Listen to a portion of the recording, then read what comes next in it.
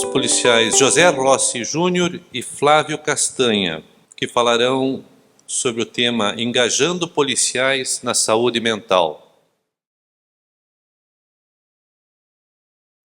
Boa tarde, colegas. Obrigado pela paciência de vocês de nos ouvirem mais um pouco. Cadê a Cauana? Cauana, posso contribuir um pouquinho da tua temática? Pode ser? Permite? Me meter um pouquinho, eu sou gerontólogo, né, Cauana, então eu gosto de fazer dar um pouco de palpite, em que pese que o meu foco, ele é o envelhecimento enquanto curso de vida. Eu não estou tão focado na velhice.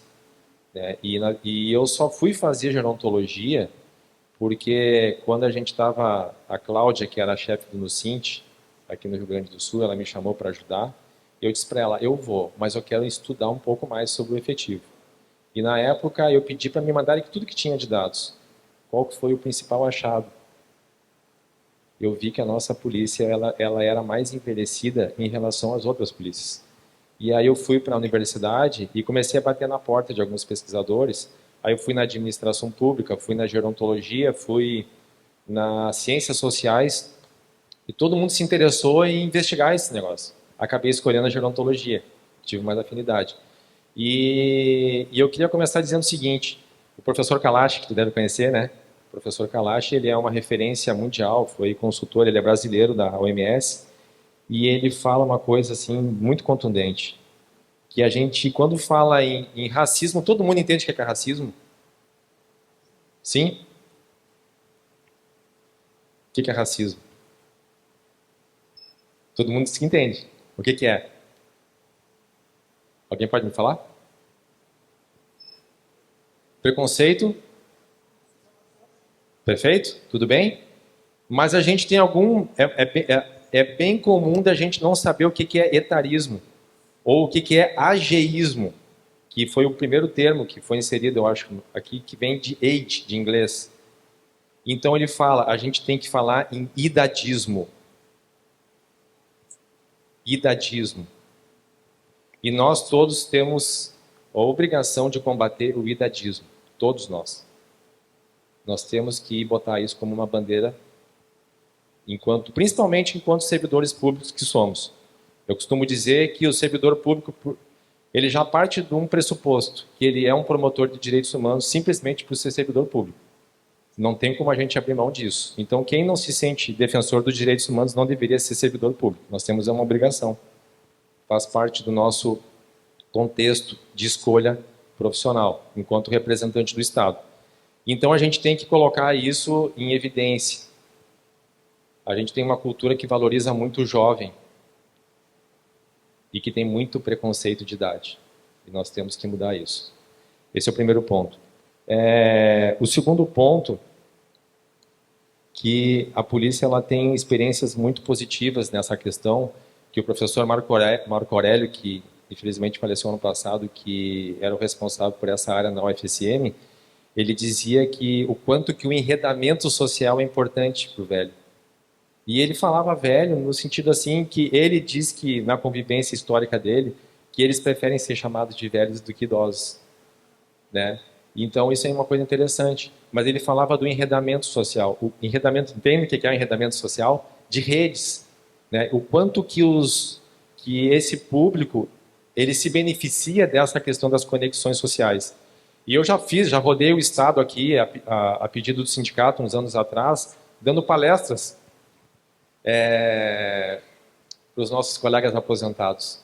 E como que eles, é impressionante assim, até estava conversando com o Tondo, né, e com a Tatiana, a gente vê as nossas associações, nossas representações regionais e os eventos do sindicato, como os nossos colegas aposentados eles são participativos, o quanto que eles são sedentos dessa questão da conectividade, que é o eixo da medicina do estilo de vida, né, hoje se trata dessa forma a conectividade.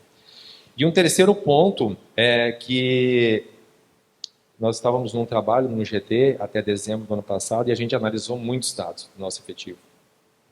Não sei se você sabe, compartilhar um pouquinho com vocês, ainda que não estejam publicados, mas eu não sei se vocês têm ideia, mas o público que está mais endividado, vocês sabem qual é? É o Quem está no final de carreira. Você sabe que é o público que menos recebe aquela parcela per capita do governo para manter plano de saúde? Quem está no fim de carreira. Sabe quem é que paga mais pensão? Quem está no fim de carreira. Então, assim, essas questões me parece que elas têm uma dimensão bastante importante para a gente estar discutindo. Talvez tenha alguma questão intrínseca, não sei, mas o fato é que a gente, olhando os dados, a gente está observando que vai aumentando a idade, Cauã. Quando a gente mais precisa do plano de saúde, a gente está deixando de ter o plano de saúde, porque não está mais dando conta de pagar, e está fazendo mais empréstimo consignado, e isso a gente conseguiu materializar. Ou seja, não tem plano de saúde, tem mais empréstimo consignado, então, através desses dados, indiretamente, a gente pressupõe que nós temos um público que precisa ter um olhar sobre isso, quem está no final de carreira. E aí vem um outro dado, a questão do abono permanência. Tem muita gente que está no abono permanência, tem muita gente que está indo para a fronteira, em final de carreira, não é porque é apaixonado pela fronteira. É porque está precisando engordar o contra-cheque para poder, talvez, simplesmente subsistir. Mas são aspectos que... Vamos fazer um evento, o que tu acha? Focado nisso. Vamos fazer? O que vocês acham? Então tá. Aí, ó, fica a dica aí, Tatiana. Bom, Gabriel, tudo bem? Então, para quem não conhece muito assim, né, o trabalho meu e do Ross, tem muitos lugares que não chamam mais a gente para trabalhar, porque nem sempre a gente tem a possibilidade de retornar.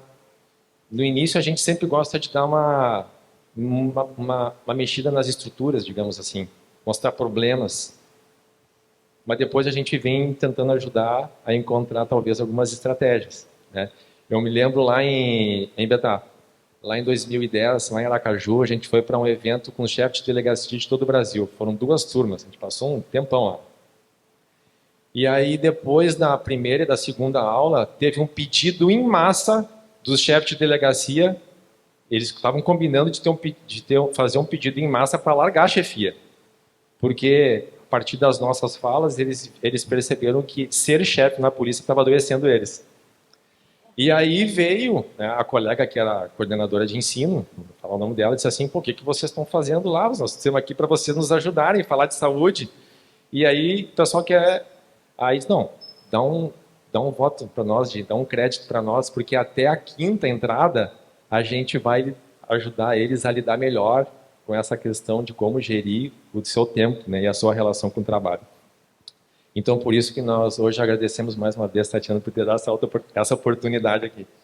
Então, a gente vai falar um pouquinho sobre isso aqui, mas já adianto para vocês, a gente vai mais provocar do que dar respostas. As respostas vai ter que ser num outro evento, tá? A gente vai ajudar vocês, talvez pensar alguma coisa, mas essa aqui é a linha. Bom, eu queria começar dizendo o seguinte para vocês. Quando a gente pega a literatura, tá? E aí aqui não é mais eu que estou falando, tá? Inclusive, isso aqui vai sair publicado num capítulo de livro, né? Espero que seja publicado em breve. A gente fez uma busca e tal. Então, assim, quando a gente for olhar aquilo que está sendo pesquisado, investigado e tal, o que se tem de bem concreto que a gente pode devolver, ou que a gente pode, em alguma medida, trabalhar dentro do contexto da segurança pública, está aqui. Tá? Aí daqui vai partir, digamos assim, os desdobramentos disso, que está muito na fala do Rossi, alguma coisa que eu falei, que a Fernanda falou, que a Cauana falou. Tá? As especificidades. Né? Por exemplo, a Cauana acabou falando aqui do estilo de vida. Né? E o estilo de vida é algo que começa desde o nascimento, que acaba que a conta vai ser bem mais pesada lá na frente.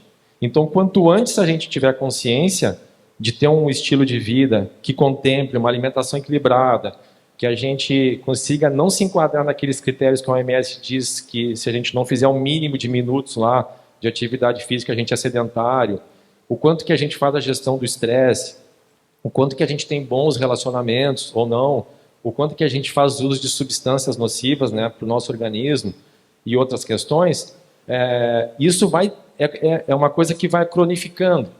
Então, quanto mais tempo tu tiver um comportamento bom ou tiver um comportamento X, Y, Z que não é bom, pior vai ser o teu desfecho lá na frente. Mas o que é bom é que o quanto antes tu começar a ter bons hábitos, quanto antes tu vai também te beneficiar disso, né? Basta ver que uma noite bem dormida já te faz o teu dia melhor, não faz? Uma só. Imagina quem dorme uma vida inteira mal. Então a gente tem que pensar, e muitas coisas a gente normaliza nos comportamentos, inclusive a gente talvez tenha essa cultura de que dormir é para os fracos, quanto que a gente sabe que hoje é o principal pilar da saúde, né, para manutenção, para produção hormonal e por aí vai. Então o que tem bem descrito está aqui, ó. Vigilância epidemiológica, então monitoramento contínuo das condições de saúde, identificação de riscos, que é um pouco do meu trabalho de doutorado, que eu vou procurar desenvolver algo que eu pretendo entregar para a polícia nesse sentido, tá? Programas de saúde mental, superando o estigma e ampliando o acesso ao tratamento, que é basicamente o que a gente está mais discutindo aqui. Condições ergonômicas, né, melhorando o design do local de trabalho e equipamentos. Essa parte ela está um pouco fraca ainda, mas ela tem melhorado. Inclusive tem um projeto da PRF, que é o VTR-01, talvez alguns colegas conhecem, que é o primeiro trabalho aqui no Brasil, que é do desenvolvimento de uma viatura policial, focada na característica do trabalho, na tecnologia embarcada, em algo que possa oferecer uma condição melhor de proteção para o servidor. Tá?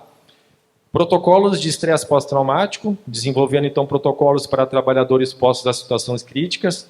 A gente desenvolveu esse trabalho em 2021 e isso acabou culminando no que a gente tem hoje, que é a CAIS, que é a Central de Acompanhamento e Acolhimento do Servidor, que ela intervém em situações de crise, em situações que o servidor tem de fragilidade e vulnerabilidade que ele tem. E produção científica, incentivando a pesquisa sobre a saúde ocupacional. Como eu falei, essa parte está um pouco fraca ainda, mas ela está ganhando espaço, ela está ganhando corpo. A gente já tem várias experiências na PRF, que a gente mostrou para vocês algumas, né? E que aproveito aqui a oportunidade para dizer para os colegas de outras forças que a gente está total à disposição aqui para contribuir com outras corporações, já dizendo que a gente trabalha com o princípio da autonomia. Então a gente não coloniza ninguém. A gente vai para as instituições, a gente pega pessoas da instituição, trabalha junto e depois cada um segue com o seu próprio trabalho. A gente só mostra um pouco da nossa experiência para contribuir nesse ponto de partida. Bom, mas o fato é o seguinte, vamos retroagir, Betá, vamos retroagir. Quando eu comecei na instrução na PRF em 2004, 2005, adivinha o que disso aqui que tinha? O que tinha, Betá? Não tinha nada.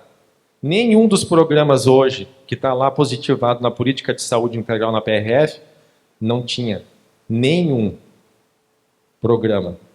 Tinha iniciativas, como o Rio Grande do Sul teve iniciativa, Santa Catarina teve uma iniciativa, Rio Grande do Norte, me lembro também, acho que Mato Grosso do Sul. Nós tínhamos algumas iniciativas, nenhuma institucionalizada.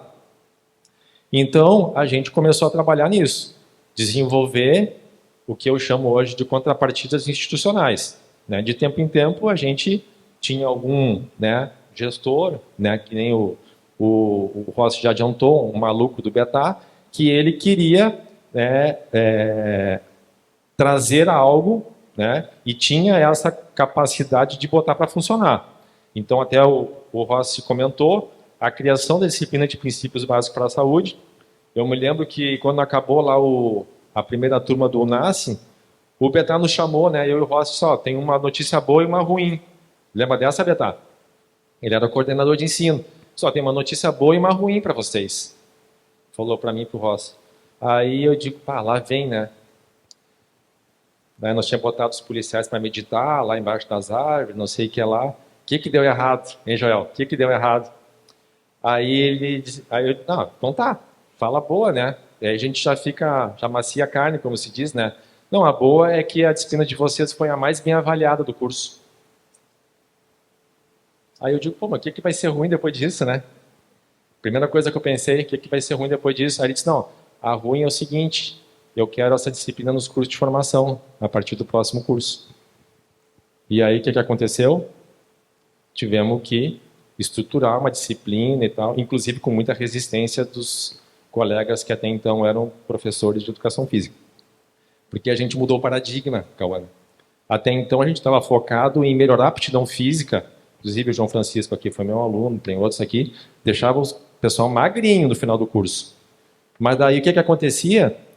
Eu me lembro que eu encontrei um colega, 6 meses depois tinha sido meu aluno aqui no CT Sul, lá na fronteira, em 6 meses ele já estava com 25 quilos a mais. Então assim, tudo bem, tu alcança um objetivo que está posto ali, mas a gente tem que levar mais coisas. A gente tem que entender que só a parte da aptidão física dentro daquele Big Brother do curso não está mais funcionando para a gente levar a saúde. Então a gente mudou o paradigma. O paradigma agora não é desempenho, é saúde integral. É discutir e sensibilizar para uma mudança de comportamento para o curso da carreira. Não sei se deu certo, mas assim, mudamos o paradigma. Tá? Então, aí veio Princípios Básicos para a Saúde, depois veio o FI, Patrulha da Saúde, Provida, o curso de Operador de Saúde, Desenvolvimento de Sistema, Central de Acolhimento. Conseguimos produzir algumas coisas. Tá? E aqui até trago, isso aqui é da matriz de fundamentos de formação da polícia. A gente conseguiu dar esse passo. A gente conseguiu levar isso para os formadores de opinião. Pelo menos para que eles tenham um pouco mais de conhecimento para saber que tem gente morrendo de acidente de trânsito. Quem é que trabalha com acidente de trânsito no curso de formação? Ou quem é que pode impactar nisso? Quem trabalha com condução veicular, na abordagem, na fiscalização, no atendimento de vítimas de acidente, no atendimento do próprio acidente de trânsito, morre gente de tudo que é jeito. Se o camarada que é da área, ele não tem essa informação, como é que ele vai contextualizar? Então a gente conseguiu levar, e boa parte desse material aqui, principalmente sobre mortalidade e acidente de trânsito, a gente conseguiu positivar, e hoje está lá, nossa matriz de fundamento de formação do ensino está tratando sobre, inclusive é o primeiro tópico. O perfil do servidor que a gente quer é aquele que cuida da saúde. Já demarcando que a instituição ela está olhando para isso. E a gente tem que ter esses documentos positivando essas questões. Tá? Então, hoje, a gente tem estes programas, só que tem um detalhe. A gente conseguiu avançar, conseguiu entregar as contrapartidas enquanto instituição, só que a gente tem percebido que isso está permeando, mas não sei se está conseguindo alcançar o resultado desejado. O conjunto de estratégias institucionais ele é muito robusto. E aqui eu não estou falando em nome da administração e não precisaria ser feito isso. Mas se a gente comparar, inclusive com outras instituições, a gente tem uma política de saúde integral, a gente consegue atender várias questões, e principalmente hoje está focada na saúde mental, né? Mas a gente tem pouco engajamento, pouca adesão. Eu escutei falando, não sei se foi a Fernanda, numa das reuniões que a gente fez, tem aqui a Brigada Militar, tem alguém da Brigada aqui? Brigada Militar? Tem o programa Anjo, não tem? O programa Anjo é parecido como se fossem nossos pontos focais da PRF, que eles têm um treinamento, né, para observar, para acompanhar, para tentar ajudar os colegas. Não precisa ser um servidor da saúde. E ela comentou que a adesão, o uso dessa ferramenta, digamos assim, institucional, é simplesmente ignorado. Não tem adesão, ninguém usa e tal. E é um programa de cuidado do servidor. Então a gente tem esse problema que não é da PRF. O problema do engajamento é uma questão que se apresenta. A gente tem o Escuta SUSP, que é uma ação da Senasp, que é uma ação de cuidado à saúde do servidor. Nós temos aqui o pessoal da Polícia Penal que tem a SAIS, né? Nós temos tido algumas experiências bem exitosas no sentido de oferecer para o servidor. Agora se apresenta um outro problema, que é o camarada que está ali no centro.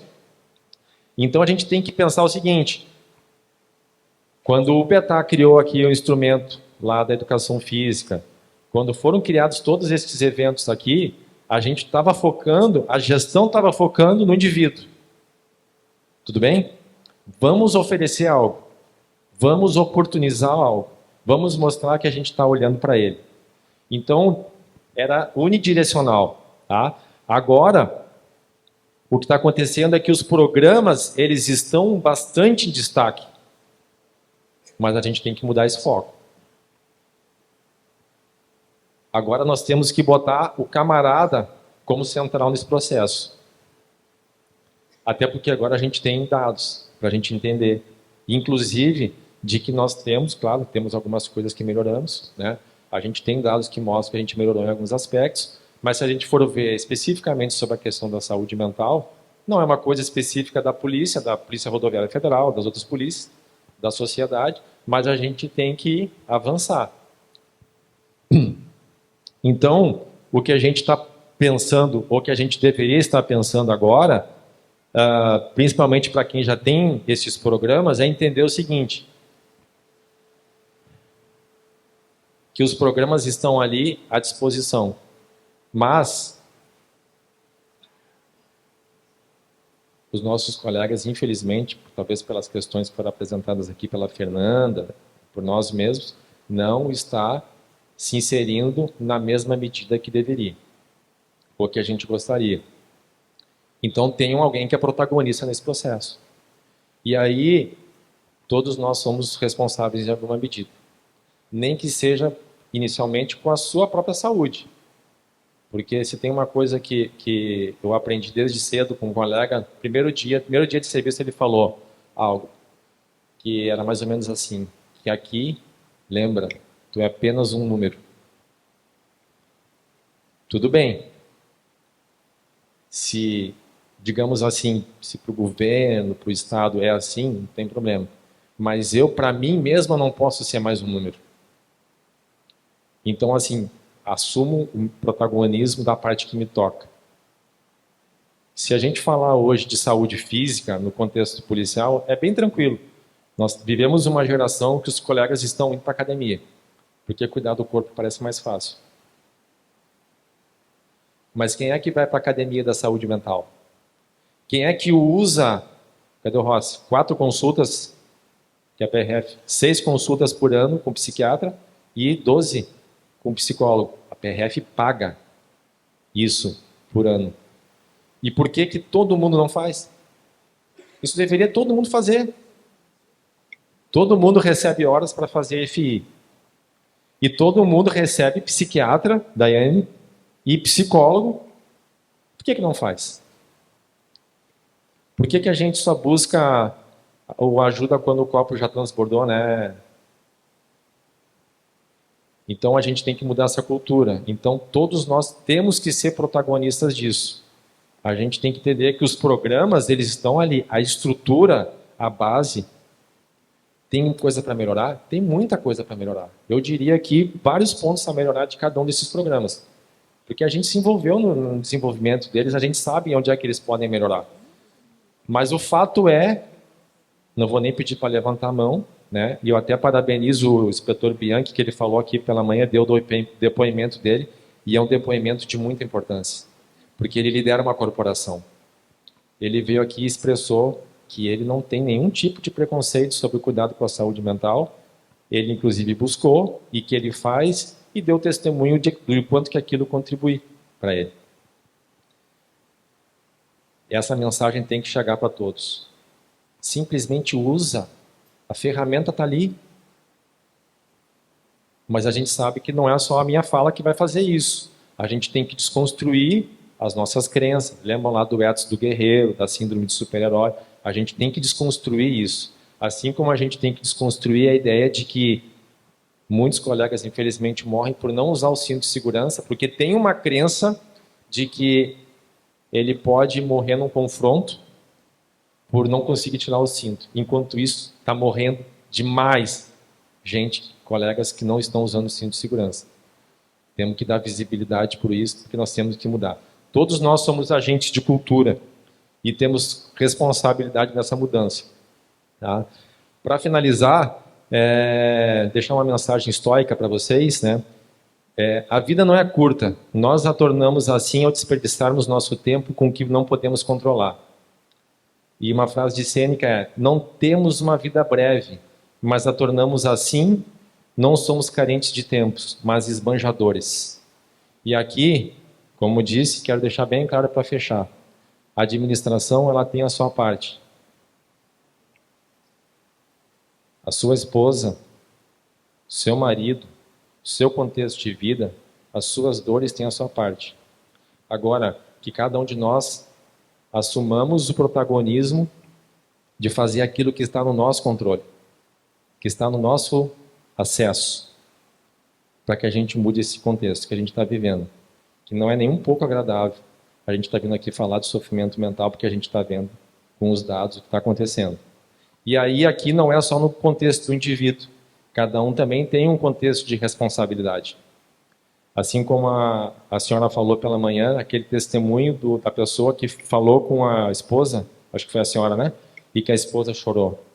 Então, assim, se de tudo que a gente falou aqui, uma frase vocês conseguem anotar e compartilhar com alguém, ou que simplesmente mudou um pouquinho da forma como você pensava a saúde mental, já vai ter valido a pena esse evento. Nós todos somos agentes de cultura e que a gente possa modificar nossa cultura para as instituições de segurança pública ter um pouco mais de saúde mental. Muito obrigado.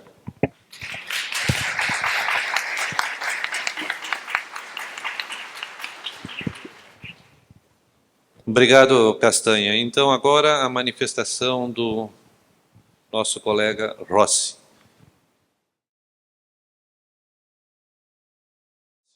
Opa. O Gabriel, volta a prestação do Castanha, por favor. Pessoal, eu acho que a próxima etapa do nosso encontro aqui vai ser uma discussão, né, uma conversa. Eu acho que vai ser mais participativo para vocês.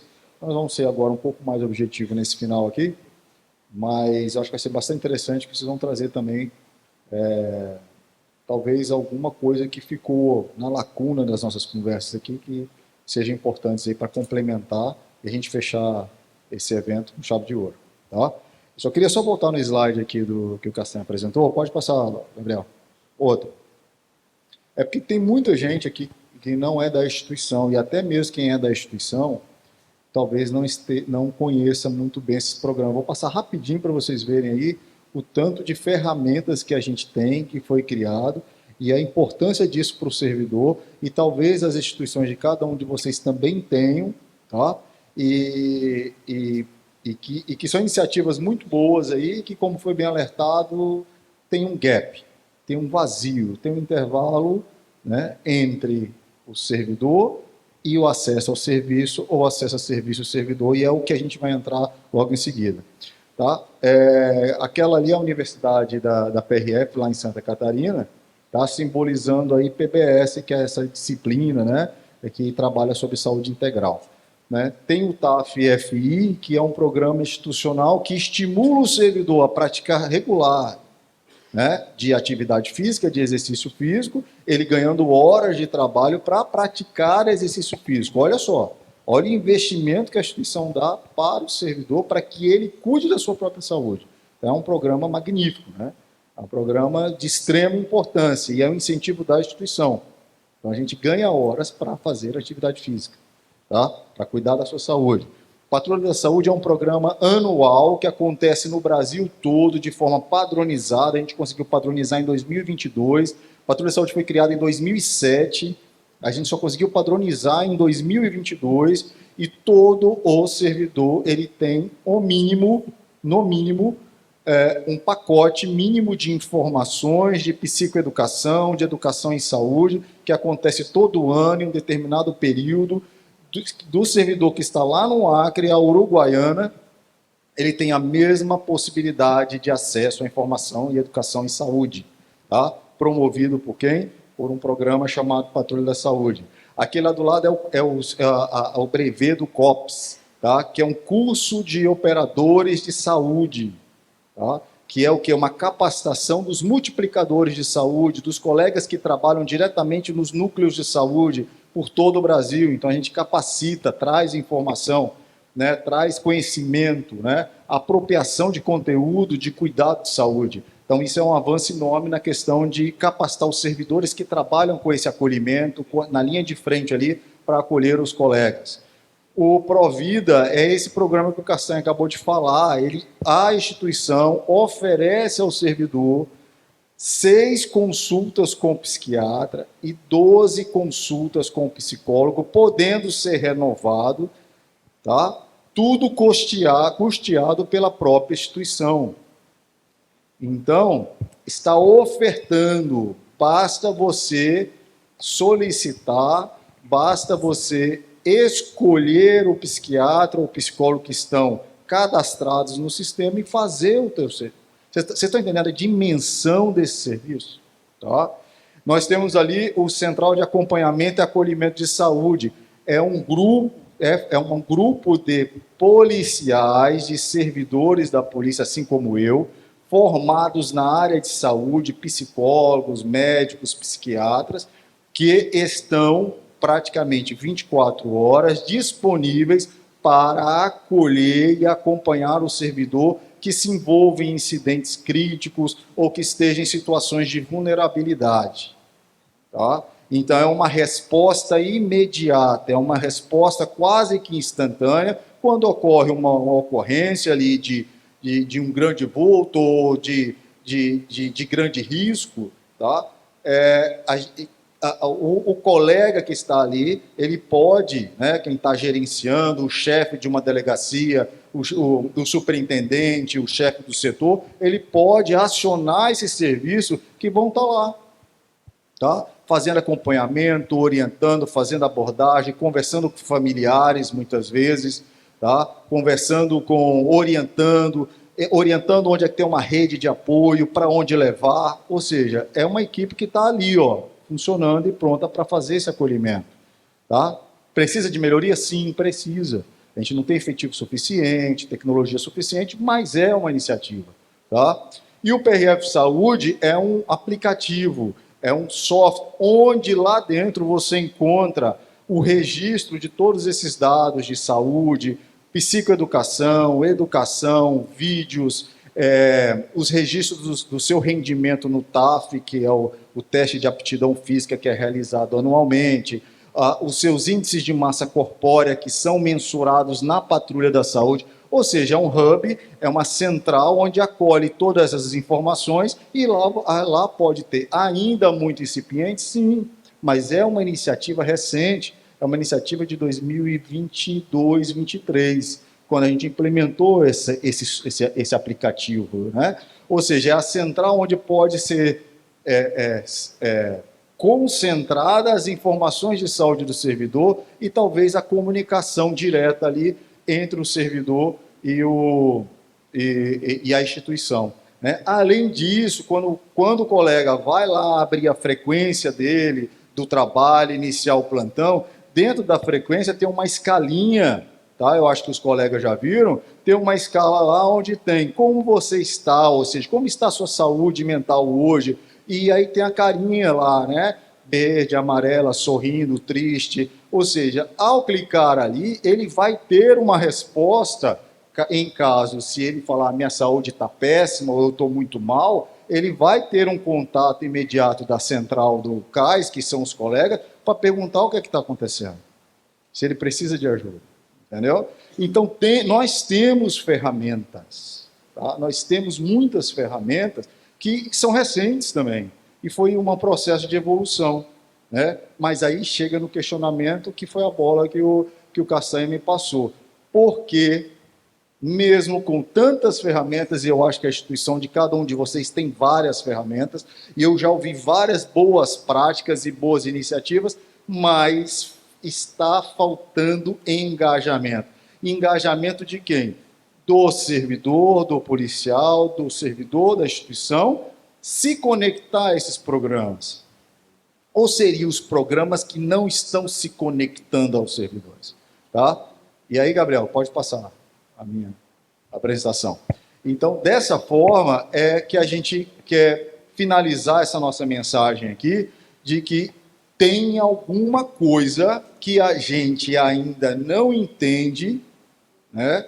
Ou que a gente perdeu no processo, tá? E eu acho que isso traz uma reflexão para quem é gestor, acho que tem muitos gestores de saúde das suas próprias instituições, o que está acontecendo que tem um espaço vazio entre os programas, que são programas bons, eu acho que ficou claro aqui que são boas práticas, iniciativas muito boas que em muitos lugares não tem, tá?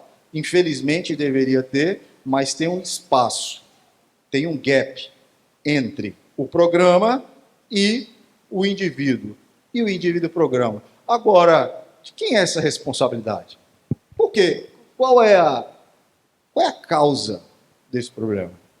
Se ainda as pessoas estão em sofrimento, se ainda o policial ou o servidor, de uma forma geral, está se queixando de estresse, está deprimido, estão aumentando os índices de depressão. Vocês viram lá naquela curva dos transtornos mentais e de comportamento aumentando gradualmente, mas isso não é algo exclusivo do policial, isso é algo exclusivo da sociedade.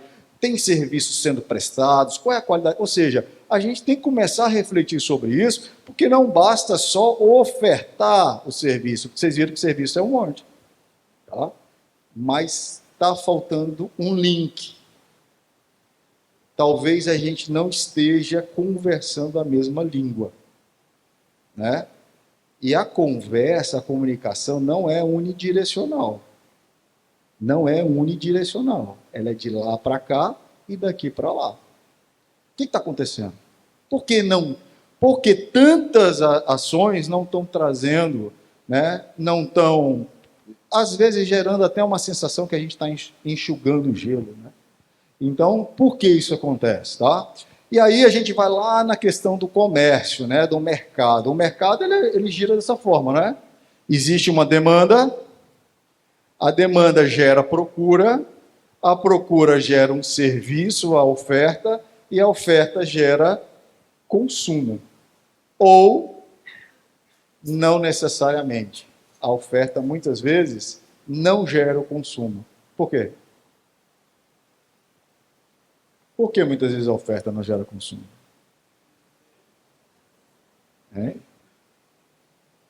Por quê? Por vários motivos, mas um porque a oferta talvez não seja interessante.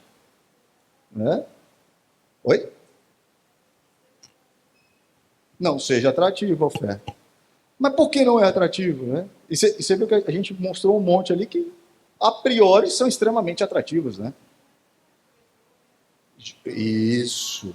Essa é a crítica que nós temos que fazer. Como gestores, como promotores, como motivadores desse movimento, né, de ajuda, a gente tem que entender qual é a demanda verdadeira. Qual é o público? Será que é isso mesmo que ele quer? O que esse público está procurando? Né? Para ir fazer uma oferta mais assertiva para que haja o consumo. Tá? Isso é claro, isso é o mercado. O mercado funciona dessa forma. E dessa forma funcionam também os programas. Né? Será que os programas estão alcançando, né? Mas muitas vezes a pessoa também não quer consumir. E por isso que eu falo que é uma conversa bidirecional. Porque muitas vezes é ofertado, mas a pessoa não quer consumir. E por que não quer consumir? Então, isso daqui traz toda essa questão. Existem fatores, isso na verdade é uma provocação e uma reflexão nossa como gestores, como ativos aí nessa parte de promoção de saúde, tentar entender por que existe um gap, por que existe esse intervalo entre o programa e as pessoas e os programas, que a gente não está conseguindo estabelecer essa ponte muitas vezes, né? E aí temos os resultados que a gente está tendo, tá? Primeiro, existe uma questão sociocultural, né? Psicossocial, que é uma questão que é a questão que não tem diretamente relação direta, né, com a instituição, a sua instituição. Mas são o quê? Falar em saúde mental tem preconceito, tem estigma, a gente já falou sobre isso. Isso é chamado psicofobia, tá? Então, quando a gente tem preconceito e estigma, a gente não quer enxergar, não quer ter contato, né? Evita e, consequentemente, surge todo o problema que a gente enxerga socialmente e a gente é uma instituição que está dentro de uma sociedade, consequentemente, a gente repete padrões sociais, né? O modelo da saúde, de uma forma geral, é um modelo de cura. Ou seja, está doente, vai lá, trata e cura. Não é um modelo focado em prevenção. E aí já começa também uma mudança, né? um desvirtuamento aí dos programas ou até mesmo da pessoa. Não, eu só vou ao médico quando eu estou doente. Não é isso? Eu só vou, se eu estou sentindo alguma coisa, eu vou. Se eu não estou... E aí gera uma outra ideia. Eu nem vou, porque se eu for, eu vou encontrar tanta coisa, eu chego bom e saio doente. Não tem essa história? O cara chega bom e sai com um monte de doença. Então é melhor que ele não vá, entendeu? Então olha só a nossa cultura, né?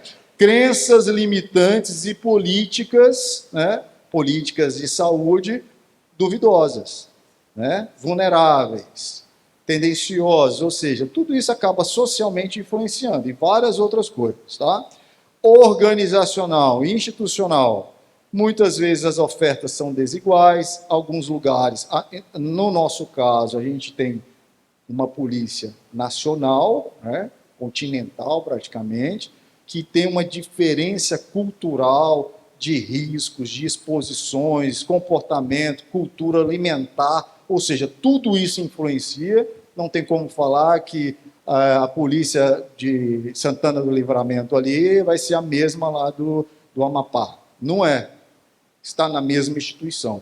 Mas as demandas, as características, muitas são muito diferentes, né? Então, essa questão de oferta desigual, pouca personalização, justamente essa generalização de ações sem levar as características específicas de cada setor ou de cada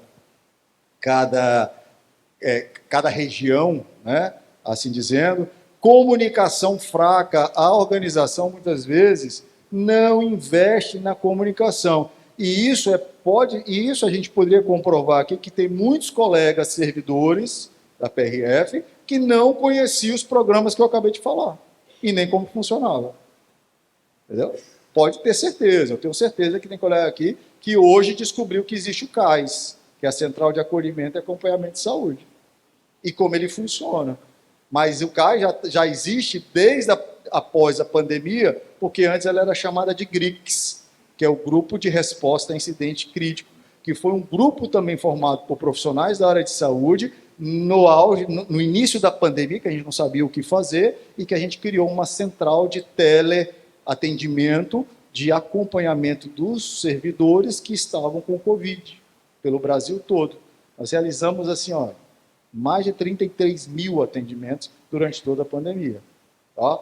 Então, através dessa experiência que nós fomos empurrados, né, todo mundo foi pego de surpresa na pandemia, que a gente criou o CAIS, que é essa central de acolhimento. Mas muitos daqueles senhores, talvez não, que são da polícia, talvez não sabiam que existia, ou que a polícia custeava consultas com psicólogos e com psiquiatras, né?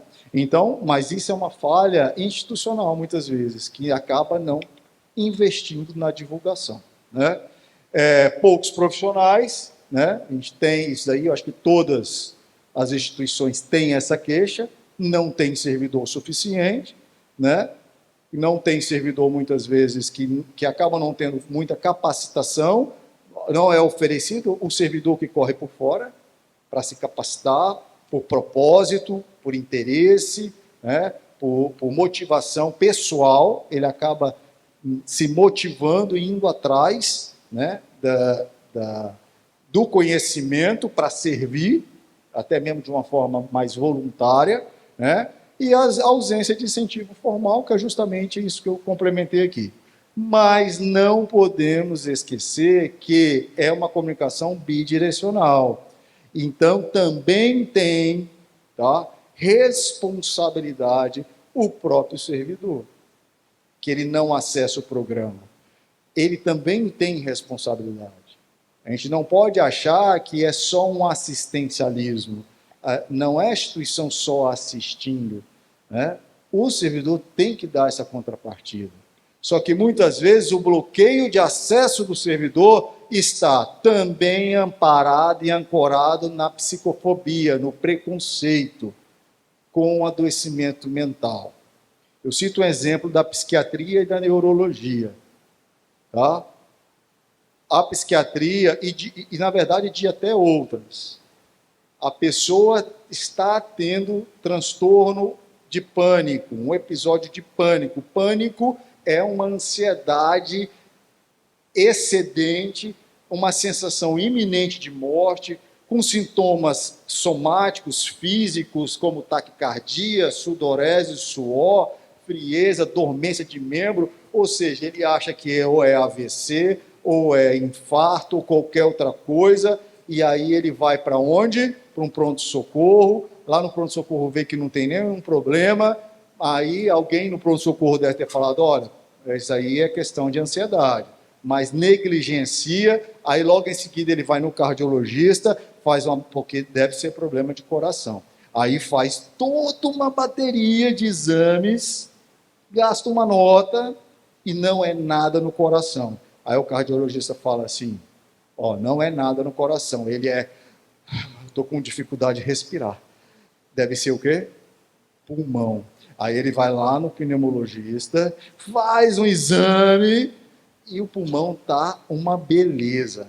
Aí ele deve ser neurológico. Aí vai no neurologista e faz vários exames, tomografia, ressonância, não tem problema nenhum. Aí ele pensa, e agora? Sobrou o quê? A psiquiatria. Entendeu? Aí vai para o psiquiatra.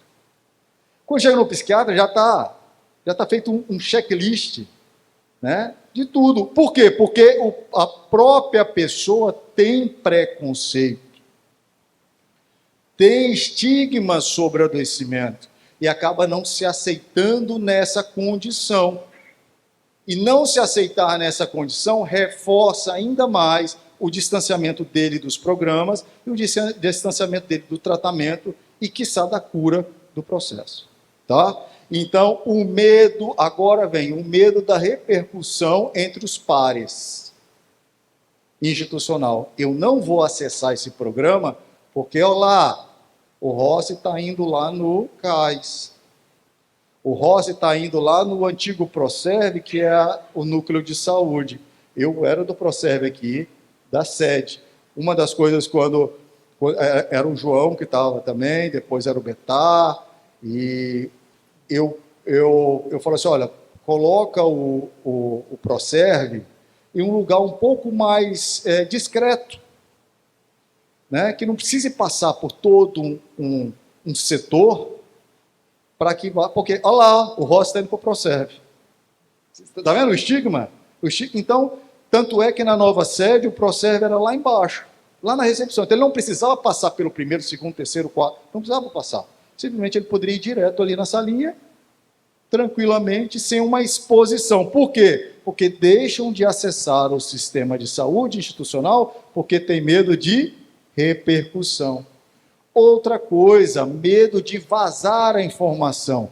O policial ele é paranoico por natureza, é uma característica de personalidade, né? A gente desconfia meio que de tudo assim, e o que acontece?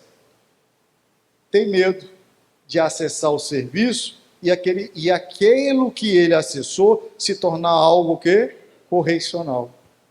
Então, às vezes se confunde que o serviço pode prejudicá-lo no sistema, tá? Em todo o contexto. Então é algo meio paranoico, mas é normal, é da característica do policial. Tá? E só citando exemplo, uma vez eu atendi um colega que acolhi o colega após uma troca de tiro, né, em uma ocorrência com troca de tiro. O chefe, muito sensível, pediu para ele procurar o Proserve. Ele procurou o Proserve, que é o setor de saúde, que eu estava lá. Estava eu e ele na sala, tranquilo. E aí eu perguntava, e aí, como é que você está? Ou seja, fazendo uma investigação sobre transtorno de estresse agudo, né, ou transtorno de estresse pós-trauma, né, quando a gente passa por uma situação traumática. E fazendo a conversa ali e tudo, e eu perguntava as coisas, ele se preocupou em falar que ele tomou posição correta, que ele fez a redução de silhueta correta, ele estava preocupado em me falar que ele usou a técnica de abordagem, de tiro, tudo correto, mas ele não deixava, né, que acessasse a questão de como ele estava diante daquilo. Qual era o medo da morte dele naquele momento? O que passou pela cabeça dele naquela situação? Né? Qual foi a conexão dele com o filho, com a esposa? Ou seja, tudo passa na nossa cabeça nesse momento, porque ali é a sua vida, né, ou a sua morte. Mas não, a resistência era só, né, falar. Por quê? Porque, primeiro, talvez ele não percebesse a necessidade de falar, tudo bem, mas talvez ele tivesse com medo de que aquilo que ele falasse pudesse virar algo correcional para ele. Entendeu? Dele chegar e, ó, não, eu agi certo, ó, eu coloquei, fiquei atrás do poste, aí eu apontei a arma, eu só atirei. Tá, não estou querendo saber da técnica. Primeiro que também, eu nem sou instrutor, por exemplo, de abordagem, de tiro. Tá? Eu estou aqui querendo saber. Aí eu tive que falar que o transtorno de estresse pós-trauma ele pode se manifestar em sonhos, em pesadelos, se transformar em uma crise ansiosa, né? Ou seja, aí nós falamos assim, e se você quiser, você retorna, né, ali e vem, procura o serviço e tudo. Mas para você ver que ali estava explícito, tá? Um medo da repercussão por estar no serviço de saúde e o medo do sigilo. Será que alguma coisa correcional vai vir contra mim?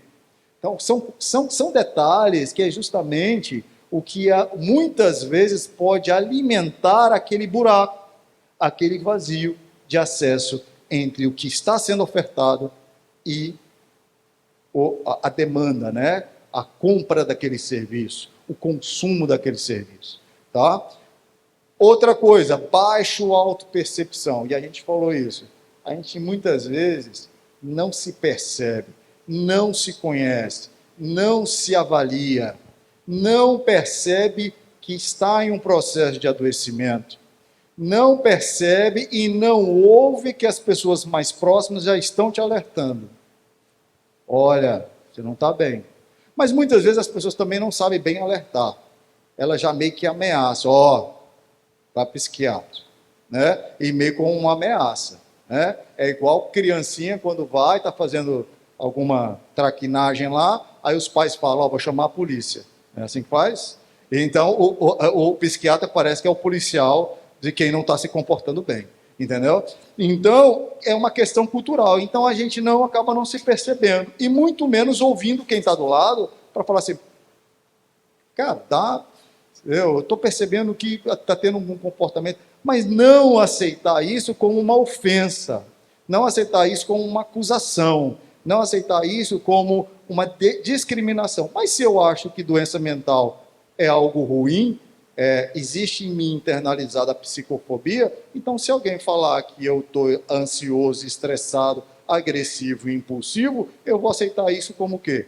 Como uma crítica, uma ameaça, ou seja, aí gera um novo conflito. Você está entendendo que tudo muito também parte da mudança da nossa de autoconhecimento.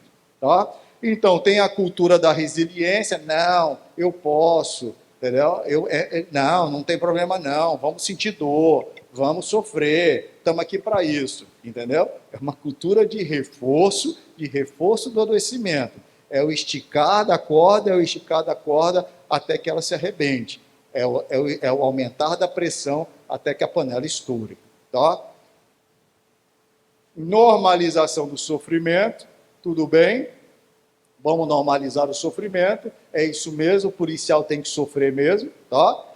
Automedicação e uso de drogas não pode ser negligenciado, tá? Isso existe, e existe muito, só que como é tabu, né? É submerso, aqueles preconceitos, é aquela parte submersa do iceberg que a gente falou mais cedo, tá? E claro, a resistência ao tratamento, eu não quero me tratar, eu vou para lá, volto com vários medicamentos, eu vou para lá, não tinha doença nenhuma e volto doente. Ou seja, é como se você pegasse a doença ao fazer uma consulta com o médico, com o psicólogo, com o nutricionista, com o fisioterapeuta ou com um profissional de saúde. Ou você vai no Proserve, na unidade de saúde, e volta cheio de doença e ainda com o processo da corregedoria, né? Que não tem nada a ver uma coisa com a outra. Tá? Então, são questões, pessoal, trazem reflexão, que muitas vezes esse intervalo, esse gap de a gente não estar conseguindo conversar a mesma língua, pode ser por questões sociais, que a gente precisa vencer muitas das barreiras sociais, questão da própria cultura organizacional, que a gente precisa também reavaliar, né? E a questão individual, que essa daí é uma contrapartida, é uma iniciativa, é uma mudança individual nesse processo. Tá? E para finalizar, eu só quero reforçar uma coisa muito importante que foi levantada aqui por todos os colegas que estiveram aqui, falaram, e a próxima etapa acho que vai abrir para discussão, é o seguinte: existe uma coisa, um pensamento, e eu costumo falar distorção cognitiva, né? É um termo bonito, né? Distorção cognitiva, quando se fala em sentimentos e emoções em uma instituição policial, ou uma instituição de força de segurança. Sabe por quê? E eu acho isso muito importante por uma questão seguinte. As pessoas têm que entender que falar de sentimento e emoção não desconstrói o personagem policial. Tá? Isso é muito importante a gente colocar na cabeça. Por quê? Porque às vezes a gente ouve comentário de que agora quer que o policial fique choramingando, que o policial fique falando, como se isso fosse enfraquecê-lo da sua ação como policial. Por quê? Porque existe o eu do indivíduo, eu com eu, existe o eu social. O que é o eu social? Eu pai, eu filho, eu irmão, eu amigo, eu chefe, entendeu? Que são os personas, os personagens que cada um tem. Tá? Todo mundo aqui tem vários personagens e é normal. Isso não é falsidade nem encenação, não. Tá? O que seriam personagens? São manifestações de você para uma determinada relação. Então, você como filho é diferente de você como amigo, é diferente de você como chefe, querendo ou não, é diferente. Tá? Porque você não vai ser a mesma pessoa, a mesma manifestação em diversas situações diferentes. Entendeu? Então, tem o eu comigo, ou seja, eu com as minhas neuroses, as minhas dores e sofrimentos, eu social, com as minhas relações, ou seja, o que eu externalizo, e tem o eu policial, que é uma outra, que é o mesmo corpo, é a mesma mente, mas desempenhando diversos papéis. Então, a minha grande preocupação é o seguinte, essa confusão, esse bug, esse curto-circuito que dá na cabeça do personagem policial, quando ele acha que se ele, personagem eu, falar de sentimentos, de sofrimentos e procurar minha cura, eu estarei fraquejando o personagem policial. Vocês estão entendendo isso? Por isso que dá curto-circuito nessa conversa. Não se conversa. Então, ou eu só quero assumir esse personagem porque eu tenho medo daquele ali, me enfraquecer aqui, ou eu acho que eu estando aqui, vou desconstruir aquele personagem policial. Não. O policial tem características específicas e que precisa saber usar a força de forma correta, reagir de forma correta, ter respostas adequadas, ter um grau de agressividade, um grau de medo, um grau de ansiedade normal para ele desempenhar a atividade dele. Mas ele não precisa usar essas ferramentas, esse personagem no eu social dele, casa, família, sociedade, ou no eu comigo mesmo. Porque quando ele começa a misturar isso tudo, ele perde a sua identidade. E quando perde a identidade, você se desconhece e aí abre-se o espaço para o sofrimento e para o adoecimento. Tá? Então, não tem problema nenhum a gente confundir muitas vezes esses personagens. Mas é importante que a gente tenha na cabeça qual personagem agora que eu estou atuando. Porque senão as coisas se confundem e alguém predomina. Tá? E o que não pode predominar em local diferente é aquele que não é para estar predominando naquele local. Tá? E aí a gente vê comportamentos inadequados em situações inadequadas e desnecessárias, reforça o sofrimento, reforça a angústia, cronifica o sofrimento e resulta no que motiva a gente estar aqui hoje para estar falando sobre prevenção de adoecimento e promoção da saúde mental. Obrigado, pessoal.